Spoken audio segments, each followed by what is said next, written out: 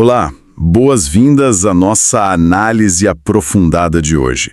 Temos aqui alguns trechos de um guia bem famoso para quem estuda inglês, o Essential Grammar and Use. Muita gente já deve ter visto ele por aí. Sim, é um clássico, né? Raymond Murphy. Exato. E a nossa missão aqui é garimpar o que tem de mais valioso nessas páginas de gramática. Sabe, entender a lógica por trás das estruturas do inglês. Isso, não para ficar decorando regra, né? Mas para ganhar mais confiança na hora de se comunicar. Perfeito. Então, vamos mergulhar nisso. Pode parecer um pouco seco, gramática, mas garanto que tem muita coisa interessante aqui para a gente descobrir. Com certeza. Por onde a gente começa? Bom, vamos começar pela base de tudo. O verbo to be, o famoso am, is, are. Os exemplos do livro são simples, tipo aqueles da Lisa. My name is Lisa. I'm American. Parece básico e de fato é, mas é fundamental. Sustenta muita coisa, né? Para dizer quem a pessoa é, como está, onde está. Exato, é o verbo para identidade, prestato. E o interessante é já anotar um padrão aí. Para negar, geralmente o que acontece? Coloco not depois. Isso, tipo, I'm not interested in politics. Perfeito. E para perguntar? A ordem inverte, né? Verbo antes do sujeito. Tipo, is your mother at home? Exatamente. Entender essa mecânica, essa lógica básica, já ajuda muito com outras estruturas que vêm depois. É um primeiro passo importante. Faz todo sentido. É como se fosse o primeiro bloco de construção mesmo. Ok, e para falar sobre ter coisas, posse, características, os trechos trazem o have got e o has got. Ah, sim. O have got... Tipo, Tom has got 2 sisters ou they've got a horse. Como funciona isso? É igual ao have? Então, have got é muito usado, principalmente no inglês britânico. Tem o mesmo sentido de ter que o have normal, só que ele funciona meio como um bloco fechado para perguntas e negativas. Ah, como assim? Para perguntar, a pessoa diz, have you got a car? E para negar, I haven't got a car. Não se usa o do ou does com o have got. Entendi. Diferente do have normal, então. Um pouco. Serve para falar de posses, família, até sensações. Tipo, she's got a headache. É interessante ver como a língua às vezes oferece caminhos diferentes para dizer coisas parecidas, né? Sim, é verdade.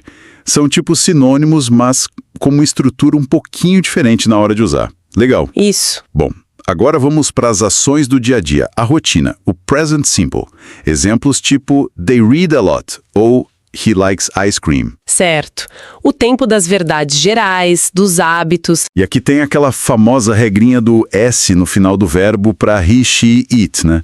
She reads, he watches. Essa terminação S é a marca registrada do present simple na terceira pessoa do singular. É fundamental lembrar disso. E a função dele é essa mesmo, falar do que é habitual, rotineiro, um fato. E o livro menciona aqueles advérbios de frequência, né? Always, usually, often, never. Isso, que reforçam essa ideia de rotina, de constância. Sue always arrives early. Mostra que é algo que acontece sempre. E aqui a gente vê de novo aquela lógica do verbo auxiliar para perguntas e negativas que a gente viu com o to be. Ou é diferente? A lógica é a mesma, mas o verbo é outro. Como o verbo principal aqui não é mais o to be, o inglês usa os auxiliares do e does. Ah, o famoso do e does. Exatamente. Para negar, I don't drink tea, he doesn't like his job. O not gruda o auxiliar. E para perguntar, o auxiliar vai para o começo. Do you play the guitar? What does this word mean? E olha que interessante. O verbo principal volta para a forma base, sem o S. Verdade, o S some quando aparece o does. Isso, esse uso de do, does e depois a gente vai ver o did no passado, para perguntas e negativas nos tempos simples, isso é um pilar do inglês, bem diferente do português. Pegar essa lógica é muito importante. Ok, essa ideia do auxiliar do, does é chave, então. Mas e quando a ação não é rotina? Quando está acontecendo agora, neste exato momento? Ah, aí a gente muda de tempo verbal. Entra o present continuous. Que é o amizar mais o verbo com ing. Tipo, he's eating an ice cream, she's watching TV. Ação em progresso. Exatamente. E aqui o contraste com o present simple fica super claro. É uma das diferenças mais importantes para quem está aprendendo. O livro até compara, né? Sim, ele coloca lado a lado. Does he play the guitar? Ou seja, ele tem esse hábito, ele sabe tocar, versus is he playing the guitar? Ele está com o violão na mão tocando agora. Nossa, essa comparação direta ajuda muito. Totalmente. O simple fala do geral, do permanente, do hábito. O continuous fala do agora, da ação acontecendo naquele momento. Confundir os dois é muito comum e gera mal-entendidos. Entendi. Então, a função de cada tempo verbal é o mais importante para diferenciar, não só a forma. Perfeito. É isso aí. Ótimo. Bom, entendemos o presente. Que tal viajar um pouquinho no tempo? Vamos para o passado. O past simple. Vamos lá, o passado simples. Aqui temos os verbos regulares, com aquele final ed, né? Worked, played, cleaned. E os famosos irregulares, que tem que decorar. Ou melhor, aprender com o uso. É, a famosa lista. Got, went, saw, had. Não tem regra, tem que ir pegando. A história da Lisa indo para Madrid, que o livro usa, é cheia deles. She got up at 6 o'clock, left home, drove to the airport. Ações que começaram e terminaram no passado. Isso, ações concluídas. E olha a lógica do auxiliar aparecendo de novo. Qual é o auxiliar para negativas e perguntas no past simple? É o did. Exatamente, a forma passada do do does.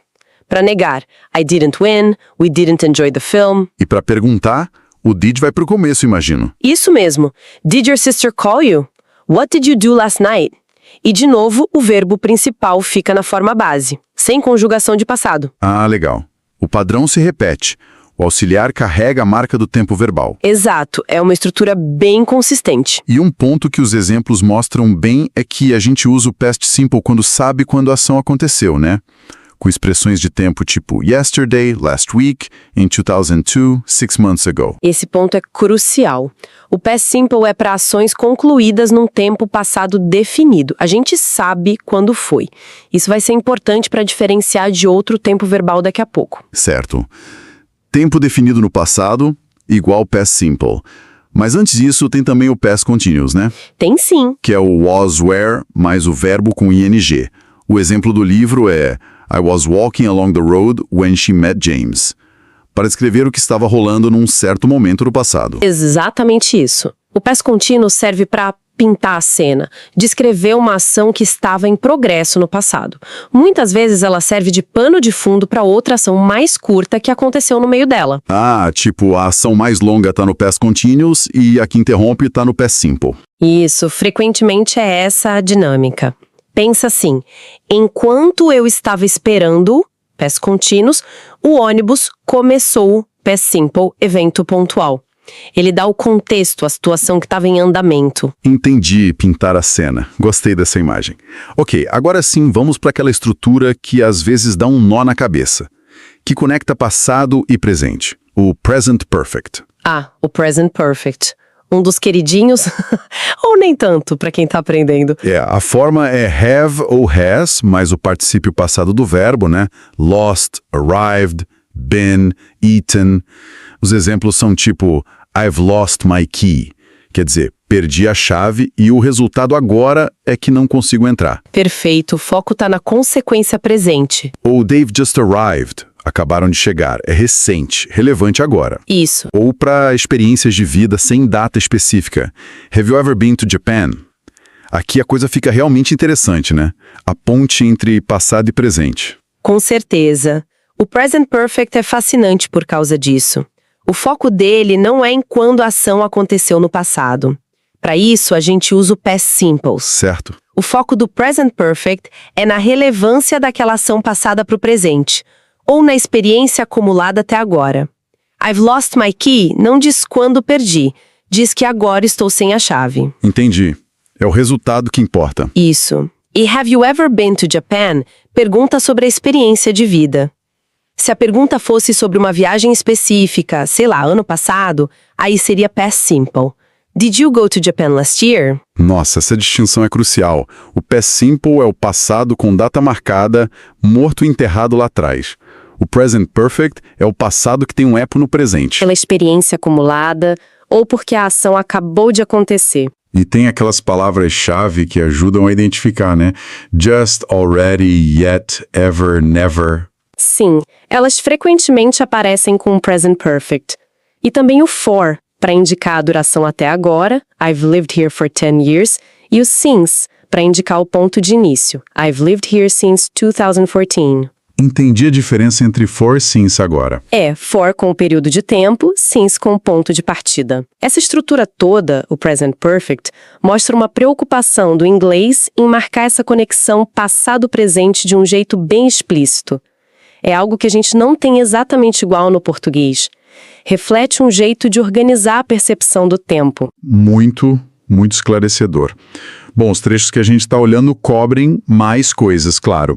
Mas acho que esses tempos verbais são o coração, né? Sem dúvida. Em vez de passar correndo por tudo, que tal a gente destacar só mais umas 2 ferramentas que aparecem e que também são super importantes para dar nuance à comunicação? Tipo, os verbos modais. Ótima ideia. Modais são muito importantes. Can, could, may, might, must, should, will, would. Isso. Eles não são o verbo principal, né? Eles ajudam o verbo principal. Exato. São verbos auxiliares que adicionam um significado extra.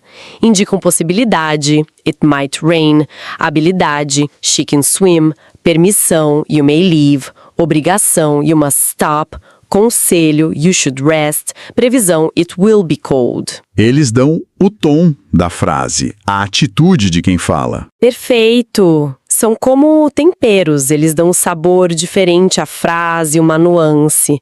Expressam a perspectiva de quem fala sobre a ação. Temperos. Adorei a analogia. Faz todo sentido. E outra estrutura que o livro menciona e que é bem útil é a voz passiva. Tipo, the room is cleaned every day ou my car was stolen yesterday. Ah, a passiva. Super útil também. A gente usa a voz passiva quando o foco não é quem fez a ação, mas sim quem ou o que recebeu a ação. Quando o importante é o que aconteceu e não quem fez. Exatamente. Em My Car Was Stolen, o foco tá no carro e no que aconteceu com ele.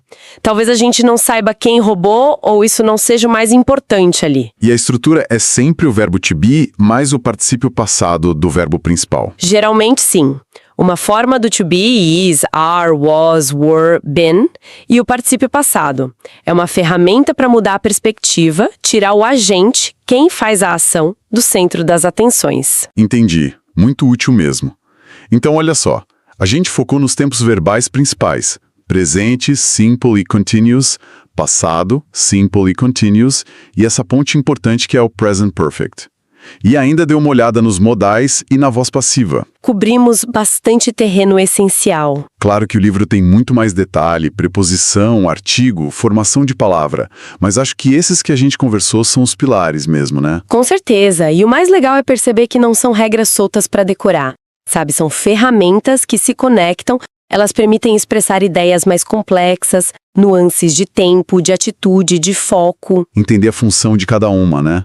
O simple pro geral, o continuous pro agora, o past simple pro ontem com hora marcada, o present perfect para conexão com hoje. Isso. Os modais para dar perspectiva, a passiva para mudar o foco, entender para que serve cada estrutura é o que realmente ajuda a pessoa a se comunicar melhor. Exato. Então, recapitulando rapidinho, a gente desvendou um pouco a lógica do to be, do have got, do present simple e continuous para falar do presente. Viajamos para o passado com o past simple e continuous. Construímos a ponte passado-presente com o present perfect, vendo a importância da relevância atual. E vimos como os modais e a voz passiva adicionam camadas de significado. Isso aí. No fim das contas, o que isso tudo quer dizer? Que entender esses fundamentos não é para buscar a perfeição gramatical, mas para ter mais controle, mais clareza na hora de se comunicar em inglês. É poder escolher a ferramenta certa para passar a ideia exata. E o que eu acho fascinante nisso tudo é perceber como a gramática, na verdade, reflete jeitos de organizar a nossa experiência, o nosso pensamento. Essa distinção forte que o inglês faz entre past simple e present perfect, por exemplo. Sim, é bem marcada. Ela sugere uma forma bem particular de perceber e de expressar a relação entre o que já aconteceu e o agora. É diferente do português nesse ponto. Verdade. A gente expressa isso de outros jeitos, talvez com advérbios ou pelo contexto. Pois é. E isso leva a gente a pensar como línguas diferentes fatiam a realidade e o tempo de jeitos diferentes. E como isso talvez influencie não só como a gente fala, mas até um pouquinho como a gente pensa sobre as experiências. Exatamente, e fica aqui então uma reflexão final para quem acompanhou a gente. Como seria a nossa percepção do passado se a nossa língua tivesse uma ferramenta tão específica quanto o Present Perfect para marcar essa relevância atual de forma tão explícita? Ou o contrário, como quem fala inglês expressa certas nuances de passado que talvez o português capture de outra maneira. Pensar nessas diferenças não é só aprender gramática, né? É quase como espiar outras formas de ver o mundo. É uma viagem interessante pela própria linguagem. Com certeza. Bom, agradecemos muito a companhia nessa exploração da gramática essencial do inglês. Esperamos que tenha sido útil, que tenha mostrado que entender a estrutura da língua pode ser uma descoberta bem legal. Esperamos que sim. Até a próxima. Obrigado por ficar com a gente até o fim deste bate-papo. E não esquece de conferir se você já se inscreveu no canal para não perder o próximo encontro. Eu também agradeço muito pela sua companhia. Conta nos comentários o que mais chamou sua atenção. E já se prepara porque no próximo encontro tem mais um livro especial esperando por você. Até lá!